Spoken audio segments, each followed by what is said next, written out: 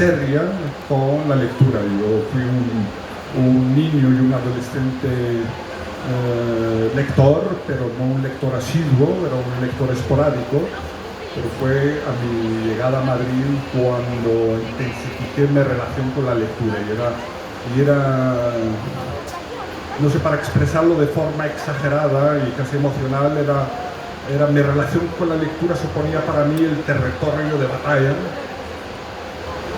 donde yo tenía que demostrar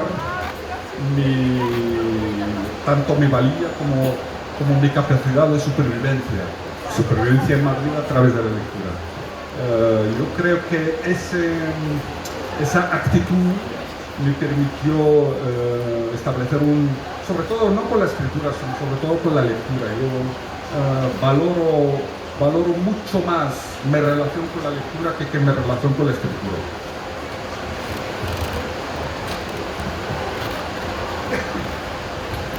Pues efectivamente es conocido ya que tras todo escritor hay sobre todo un gran lector, y hemos hablado de la relación con ese entorno multilingüe de estos dos escritores. Sabemos en las lenguas en las que han escrito, pero quizás retomando lo que acaba de plantear Mohammad, le preguntaría a Abdel Fattah por esas lenguas suyas de lectura, que es un tema del que ha hablado también en algunos de sus textos.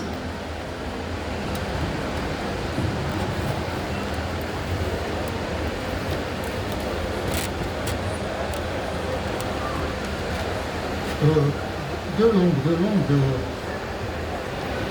la lecture.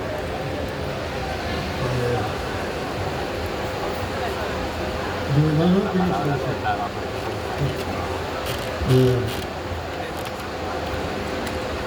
Je l'ai lu en allemand ou en anglais que lorsque je suis obligé, quand je suis contraint. Mais c'est très rare, c'est très rare que je lise en allemand ou en anglais. Parce que la lecture suppose une familiarité avec la langue. Mais lire un livre avec un dictionnaire, c'est pas enchanté.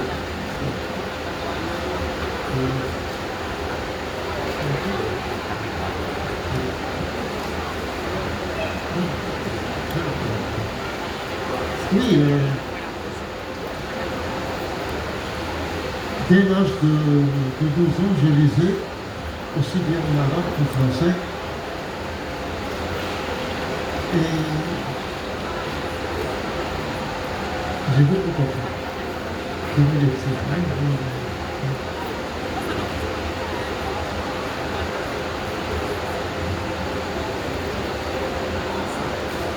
On s'intéresse rarement aux lectures d'un écrivain. ضيوفنا الآنسة نرحب بكم في الدورة التاسعة والعشرين مع للتوجيه نشر الكتاب بالرضا، وندعوكم في حضور ندوات منظمة بالمعنى. نقدم لكم برنامج ندوة الساعة 6:30. الندوة الأولى الرواية وعلم النفس في قاعة حوار تنظيم أحمد محمد عيد. الندوة الثانية جمالية الخط العربي في الشعر العربي من تقديم السيد سعيد كبريت في قاعة تواصل. الندوة الثالثة تقديم كتابين الأول مشاركة سميع صابر والسيد Esto es genial, es como la publicidad en la televisión. في فضاء الإقرار. Eso no es un descanso. Bonjour et bienvenue à la 22e édition du Salon international de lecture de l'édition et du livre. Ne manquez pas les conférences suivantes qui débuteront à 18h30. La première conférence. Je parle. Alors, quand j'écris en arabe, je m'adresse à un lecteur ou à des lecteurs qui considèrent l'arabe comme la langue principale, la langue principale. En français, Mesdames et messieurs, semaine de l'édition Elmi. Ne manquez pas les conférences suivantes qui débuteront à l'heure 18h30. La première conférence, proclamation du concours à la salle au fond. La deuxième conférence, bridging the gap between Arabic and Dutch speakers, organized by the Embassy of Netherlands in Morocco. Dans la salle Espace Kitchen. Merci. En français, c'est un lecteur francophone, principalement. Mais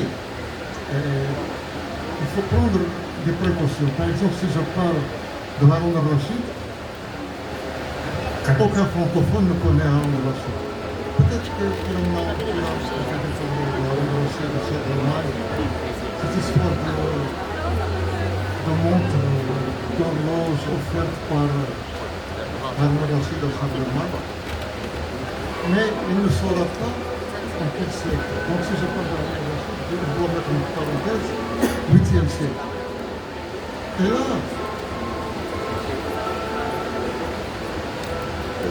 il faut s'adresser au lecteur dans quel calendrier? Soit le calendrier musulman, soit le calendrier grégorien.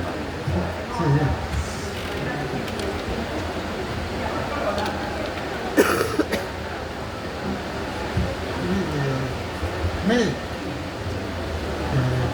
ce qu'il y a, c'est que pour ce qui est de la littérature arabe, nous connaissons, nous situons les écrivains des 5 premiers siècles de l'Égypte, nous les situons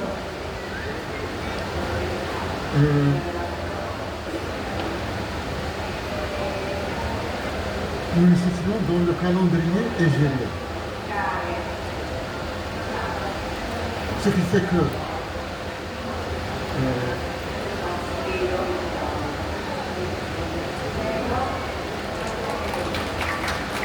bon, par exemple, je donne un exemple. Ibn Khaldun a vécu au XIVe siècle. Ibn Battuta aussi. Ils étaient contemporains.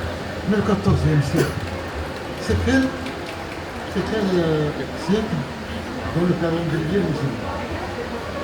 Il faut réfléchir avant de trouver. C'est bien ça. Il faut dire 14 moins 6. C'est ce qui donne le 8e siècle. Mais qu'est-ce que le 8e siècle de l'Égypte par rapport à nous? Par exemple, Moutsenpi, on sait qu'il a vécu au 4e siècle de l'Égypte. Ça nous dit quelque chose. Mais le 8e siècle, ça ne nous dit rien. C'est-à-dire qu'à un certain moment, les Arabes ont changé de calendrier. Ils ont viré vers le calendrier grégorien. Et ça s'est accentué surtout à partir du 19e siècle. Et les Arabes ont sauté en piège là d'un calendrier à l'autre.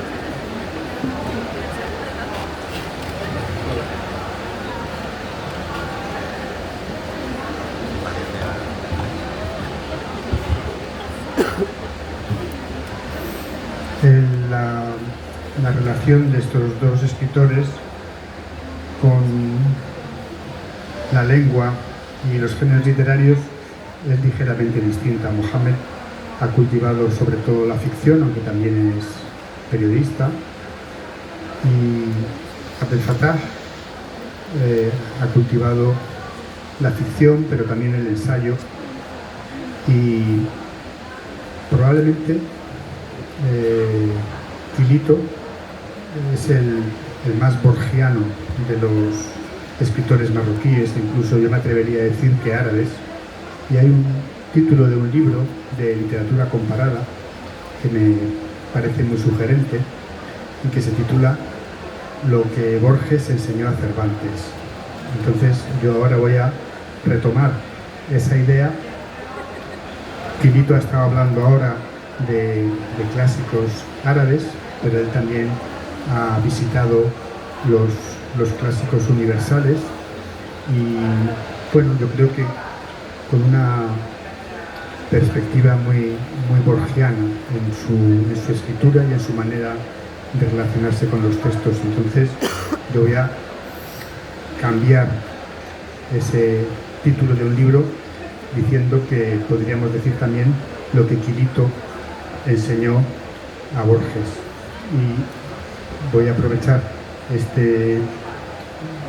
esta manera de reformular el título para preguntarles a ambos, no solo por su relación con las lenguas, sino por aquellos escritores que realmente han sido decisivos para ellos y a los que, sobre todo como críticos, han podido también iluminar desde el presente, iluminar el pasado con nuevas lecturas y nuevas maneras de entenderlos.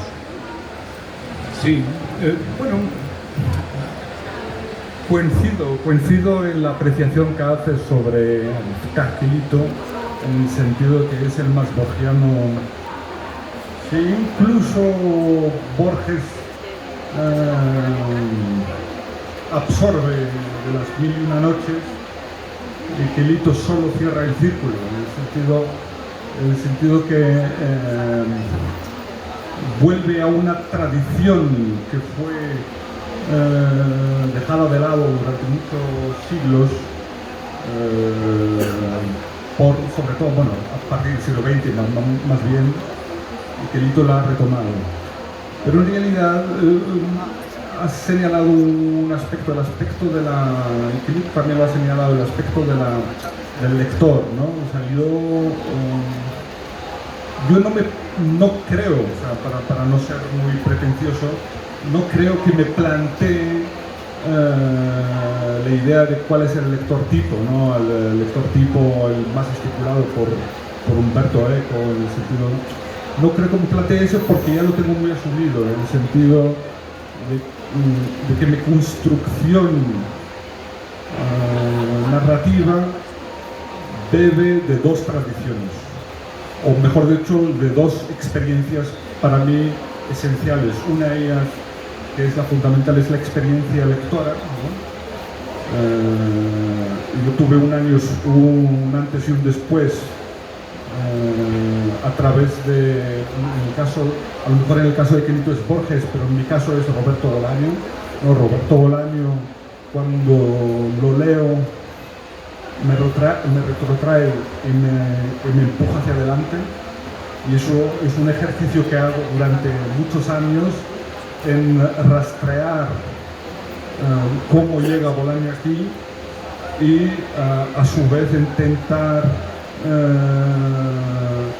ir a tientas y a ciegas a ver dónde Bolaño nos conducía, ¿no? Y luego la otra experiencia es la experiencia vital, ¿no? Mi experiencia vital es una experiencia que se fraguó en Madrid, donde hay bueno, iba a decir que hay mucha juerga, pero es la verdad, hay mucha juerga, que es mi motor, la juerga como sensación, la juerga no como alcohol, sino la juerga como sensación de aproximarte a la vida a través de una actitud, digamos, menos beligerante, ¿no? Y esto me lo enseñó Madrid, o sea, esto para mí es una gran fuente de toda mi narrativa. Yo me considero un escritor pesimista porque no sé ser pesimista en mi vida. En mi vida diaria no he conseguido ser pesimista, por eso en la escritura creo que soy un escritor. Pero en cuestión de la lengua, la verdad es que no me lo planteo, porque la lengua al fin y al cabo es un ejercicio técnico, es un ejercicio estilístico, es un ejercicio de concepción. Y yo no creo, o al menos sospecho, que no haya unos condicionantes, digamos, fijos, que te dicen, tú vienes de esta lengua y tienes que escribir así. No creo en esto. Creo más en la lengua o en nuestra aproximación a la lengua como una aproximación que se va variando con el tiempo, ¿no? Por eso quiero volver, para enlazar con este tema, a la maravilla con que abre, por ejemplo, su libro, Quirito. Todos hablamos hablo todas las lenguas pero en árabe, que es una cita de Kafka, que se la tradujo a Jacobson y todo eso.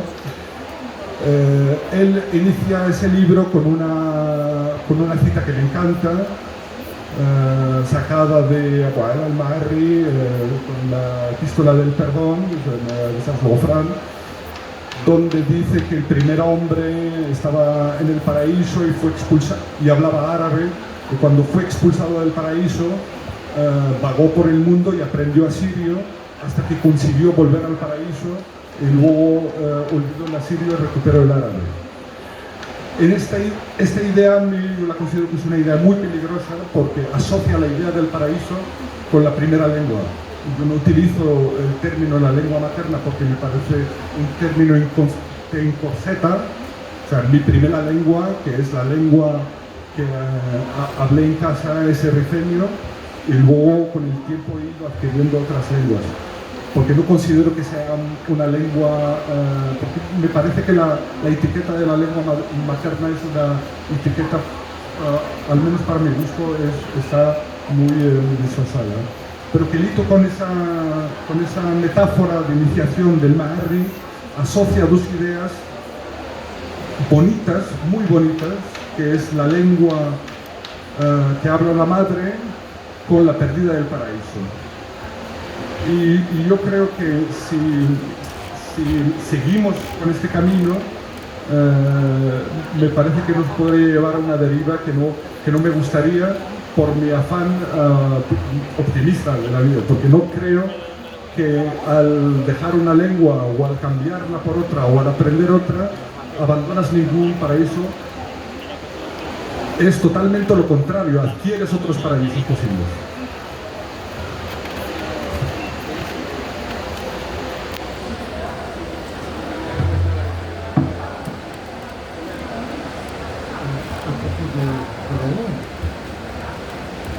À propos de la langue,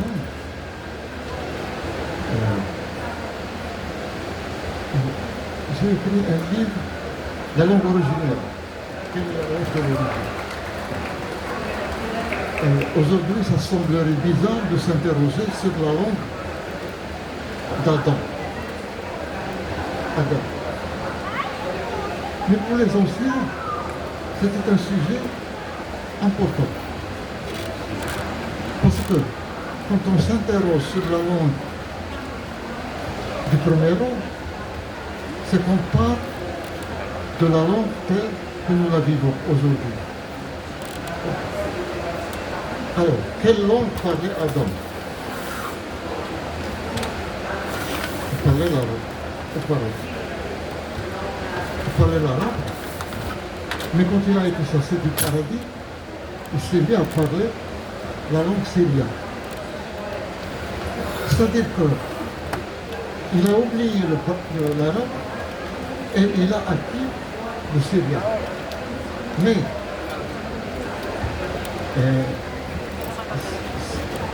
cette évolution de l'arabe vers le syrien est une punition.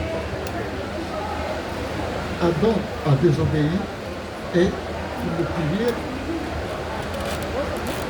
sa punition a été d'oublier l'arabe. Oublier l'arabe, c'était le grand drame d'Adam.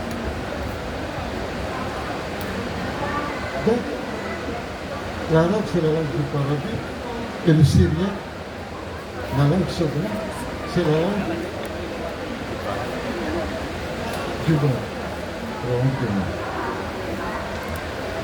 Seulement cette idée que la langue arabe est la langue du paradis, la langue coloniale ne plaît pas à tout le monde.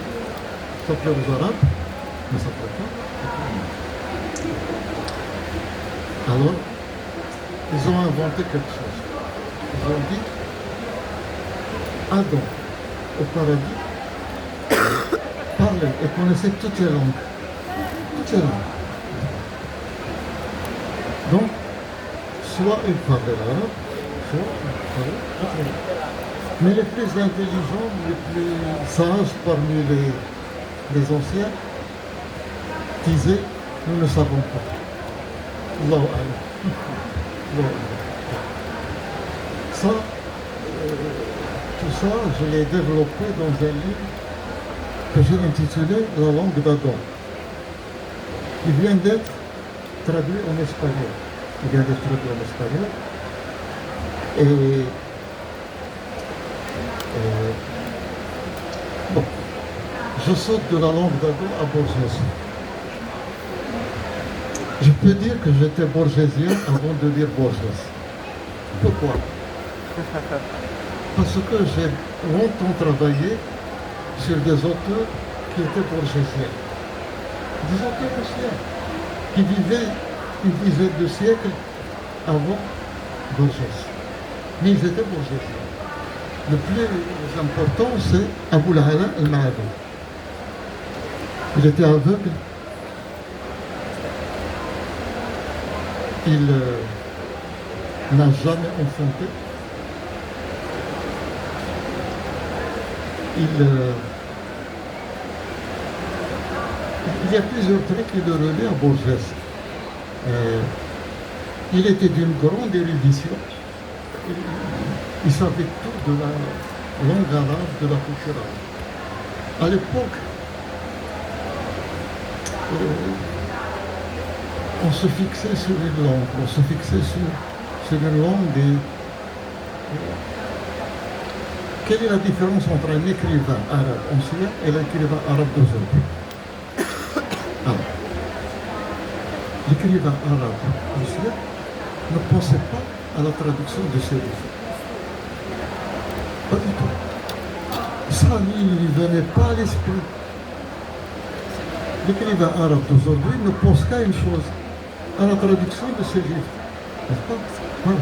C'est ça la différence entre l'écrivain ancien arabe et l'écrivain d'aujourd'hui. Ce rapport au lecteur final, au lecteur, à la traduction. Quand un écrivain aujourd'hui écrit en arabe, je pense à une éventuelle traduction en français ou en anglais, surtout en français et en anglais. Parce que les autres langues européennes, ça vient après. Quand ça vient, mais c'est pas nécessaire. Mais l'anglais et le français, c'est ce dont rêve l'écrivain arabe d'aujourd'hui. Je crois que j'ai perdu le fil de ce que je voulais dire. Genial. No, me gusta mucho la diferencia que haces entre la diferencia entre me gusta mucho la diferencia entre la diferencia que haces entre el escritor árabe de la antigüedad y el actual, pero es una diferencia dentro del texto o es del contexto, porque sospecho que el escritor árabe actual piensa en la traducción como un efecto del contexto de su libro. ¿Acaso esta diferencia influye en su texto actual?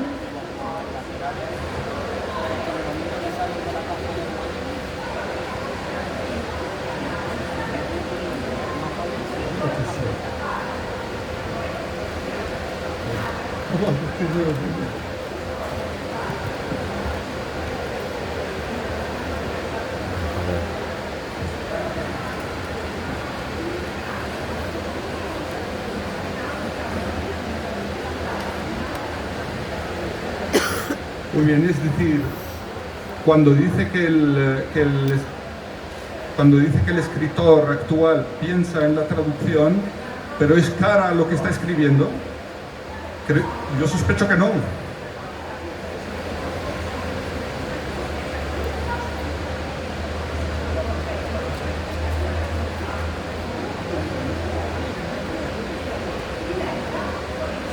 Je dans l'écriture,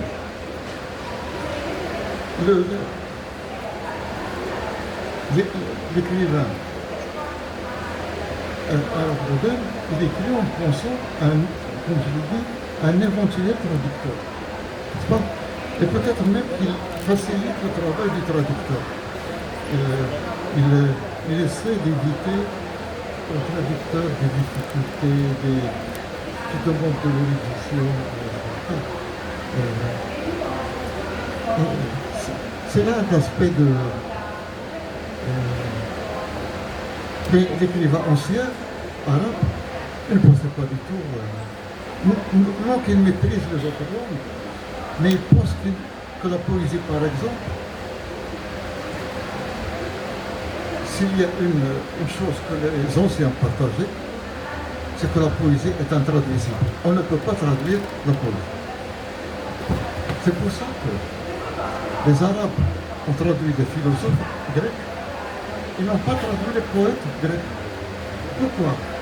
Non par arrogance, non, parce qu'ils estiment que la poésie grecque appartient aux Grecs. Ça les concerne, ça ne nous concerne pas. Donc, alors là, il y a eu un débat entre les philosophes arabes de l'époque et ceux qui défendent la poésie. Les philosophes disaient que la poésie arabe ne concerne que les Arabes. On ne peut pas traduire la poésie arabe. On peut le faire, mais ça ne donne rien. C'est nul. Ça ne donne rien. Les philosophes qui s'intéressaient qui traduisaient et étudiaient la philosophie grecque disaient nous avons un avantage sur vous. Quel est l'avantage d'être philosophe? C'est qu'un philosophe ne s'adresse pas seulement à une langue, au locuteur d'une langue, il s'adresse à toutes les langues, à tous les locuteurs, à tout le monde.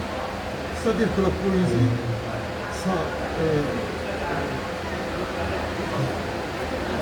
ça rend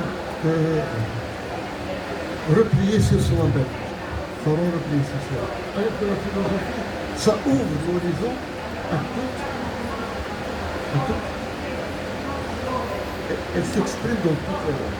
La poésie ne s'exprime pas dans une langue, la langue d'origine, et la philosophie s'exprime dans toutes les langues. Ce qui fait que rares sont les Européens, par exemple, qui étudient la poésie arabe. Parce que quand ils traduisent la poésie arabe, c'est ridicule. C'est ridicule de lire la poésie arabe en traduction. Ça ne donne rien. Il vaut mieux éviter. Je ne sais pas si j'ai répondu. Sí. Sí, aunque no estoy de acuerdo, pero está bien. Bueno, pues voy a intentar retomar algunos de los temas tan interesantes que están saliendo aquí para hacer una última propuesta a nuestros escritores y luego ya abrimos el turno de palabra al público. Pero antes quiero decir una cosa. Decía Quilito que los escritores árabes clásicos no pensaban en la traducción.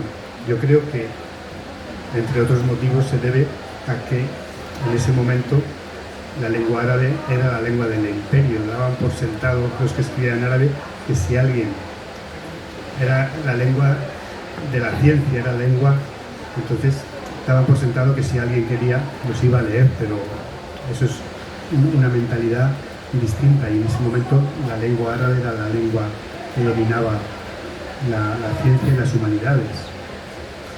Y ya que estamos en el territorio de La Mancha, o por lo menos en una pequeña isla dentro de este territorio de los libros que es el Instituto Cervantes, y retomando algunos de los temas que ha salido, retomo esta idea de territorio de La Mancha de Carlos Fuentes para volver a la cuestión esta de la que Mohammed planteaba alguna reticencia sobre la lengua materna, para comentar algo que igual Abdel Fattah no conoce tanto, y es la existencia en Marruecos de una escritura en lengua española. Y de nuevo vuelvo a la relación de ambos escritores con dos lenguas que tienen que ver con los colonizadores de Marruecos. Y Quirito habla en sus textos, por ejemplo, de lenguas del placer, de lenguas de la culpa, de lenguas de los cristianos, y de alguna manera que estas dos lenguas sigan presentes en Marruecos podemos considerarlo como un vestigio o un residuo de otra época. Tiene un estatus ambiguo porque no son lenguas oficiales, pero están presentes, y de hecho el francés está muy presente en Marruecos, más que el español. Y el español ha sido presente, yo creo que en parte, como lo contaba Mohammed, yo lo tenía aquí señalado, pues el francés quizá ha estado más presente desde el ámbito textual y el español más desde el oral, pero los dos han sobrevivido de alguna manera. Y hay un escritor de estos que escriben en español, que se llama Mohamed Araru, que manejó una idea que me parece sugerente y es lo que quería plantearos, que es su relación con el español. Dice que no es una lengua materna, pero que es una lengua madrastra, ¿no? Una lengua del mer o magat.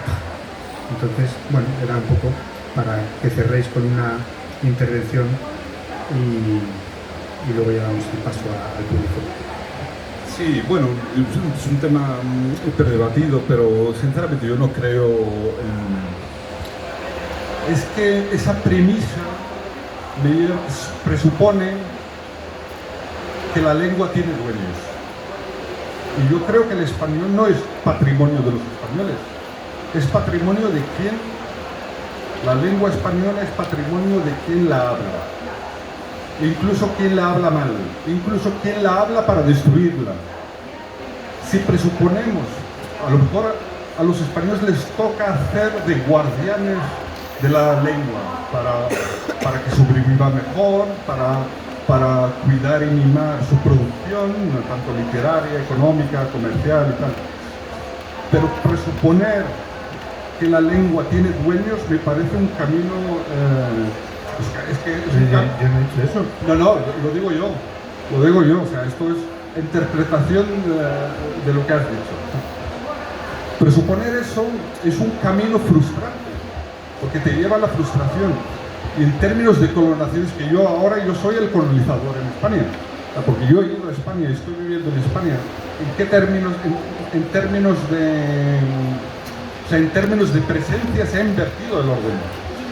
Yo lo planteaba más no desde el punto de vista nacional, sino como Carlos Fuentes del territorio de La Mancha. Sí, lo llama la patria cervantina. Cuando hay palabra madre, padre, patria, matria, acabamos en el nacionalismo. Y si acabamos en el nacionalismo, estamos diciendo implícitamente o explícitamente que la lengua tiene dueños. Y si decimos eso, cerramos el círculo. Si cerramos el círculo, mucha gente se va a quedar fuera. Y eso al final acaba en la xenofobia, en el racismo y tal. O sea, para cerrar esto, es decir, la lengua es patrimonio de quien la habla. Incluso, y de quien la escribe. De quien la escribe. Y de quien la habla incluso para poder destruirla. Incluso para poder destruir su patrimonio y su legado y su acervo. Porque es que todas estas ideas son ideas bien planteadas, pero al final desembocan en una idea nacionalista, es decir, que es el nacionalismo del siglo XIX, hay un territorio, una comunidad de destino que comparte territorio, costumbres y lengua.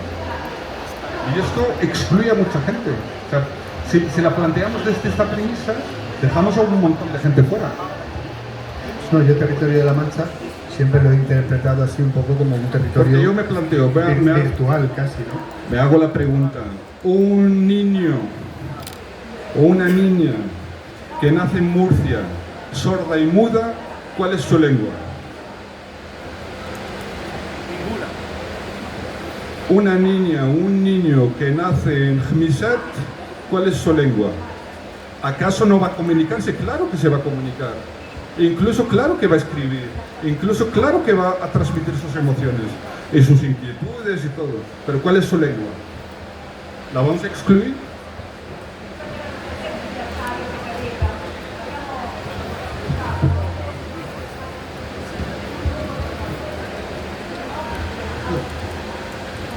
Avant d'aborder cette question de la langue, j'aimerais revenir à Borges pour dire. Bon, j'étais borgésien avant de lire Borges, mais après je l'ai vraiment bien lu. Donc, je suis un grand lecteur de Borges, je l'ai lu ici souvent. Alors, la langue. L'idée d'être le propriétaire d'une langue. Est-ce que les Espagnols, par exemple, aiment que les étrangers parlent le langue? Si. Oui, ils aiment ça. Ils ouvrent des instituts pour l'enseignement de la langue, ils encouragent les écrivains, n'est-ce pas? Mais, quelque part en eux-mêmes,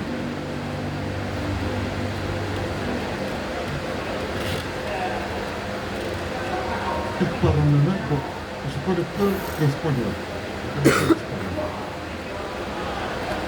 Mais voyons par exemple le français. Est-ce que le français souhaite qu'on parle le langue?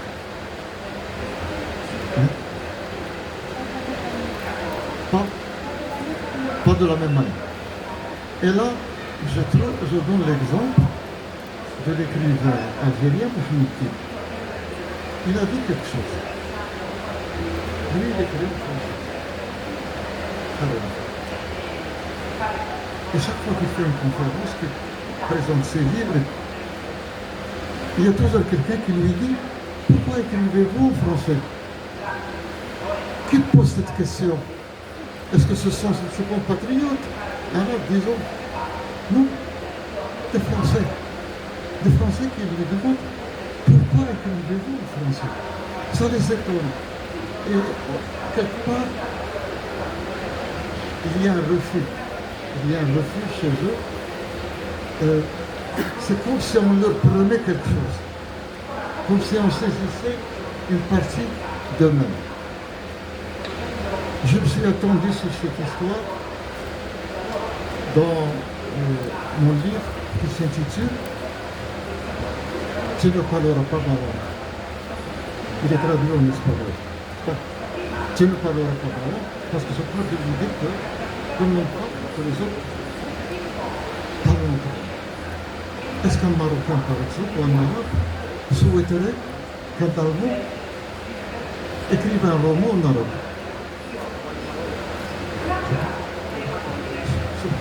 Ça me vient d'accord d'esprit. Pourquoi est-ce qu'un Allemand écrirait d'abord en arabe? Ce serait un suicide pour lui. Il vaut mieux qu'il écrive en allemand, n'est-ce pas? Mais si je tombe un jour sur un livre écrit par un Allemand, en arabe, est-ce que je vais le lire? Je ne sais pas. Je ne sais pas si je le lirai. C'est-à-dire, il se passe quelque chose. Il se passe quelque chose.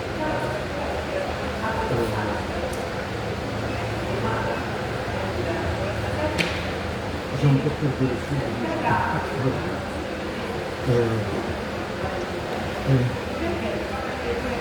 Tu ne parleras pas mal.